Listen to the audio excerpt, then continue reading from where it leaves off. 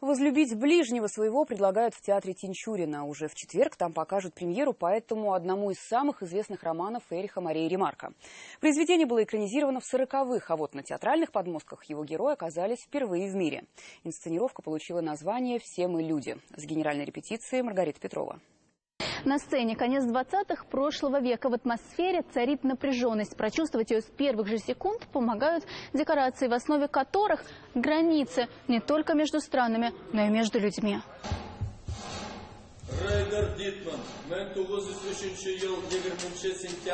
Они появляются из полутьмы. Еще вчера люди с образованием и собственным взглядом на мир, живущие по совести. Сегодня они вдруг оказались без прав и документов. В этой реальности куда больше привилегий у вора, имеющего гражданство. В спектакле звучат немецкие марши и песни, под которые набирают силу новый режим. Но главное, постановка напомнит зрителю, что такое человеколюбие. В каждом организме человека есть такие клетки, которые называются ненависть. И любые политические какие-то игры, социальные игры, они создают некий импульс, что вот эти клетки, они начали активно развиваться. И эта ненависть начала уничтожать нас, и самое страшное, начала уничтожать все вокруг. Любой человек может оказаться в любой ситуации, может оказаться сегодня на плаву, а завтра нет.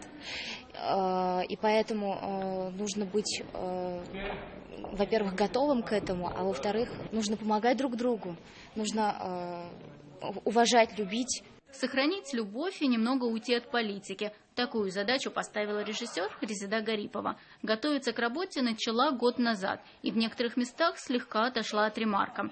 Например, в одном персонаже соединила черты сразу нескольких героев, а иначе не уложилось бы во время и возможности труппы. То, что все мы люди, докажут 40 артистов, в том числе студенты. От каждого здесь требуют немецкой сдержанности.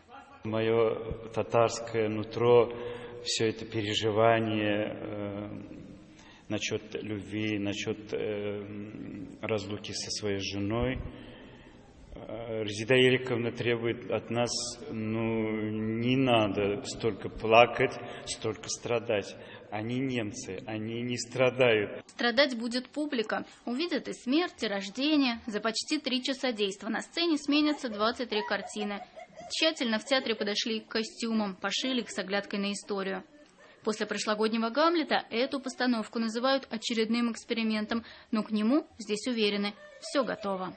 Маргарита Петрова, Андрей Корсинский, ТНВ, Казань.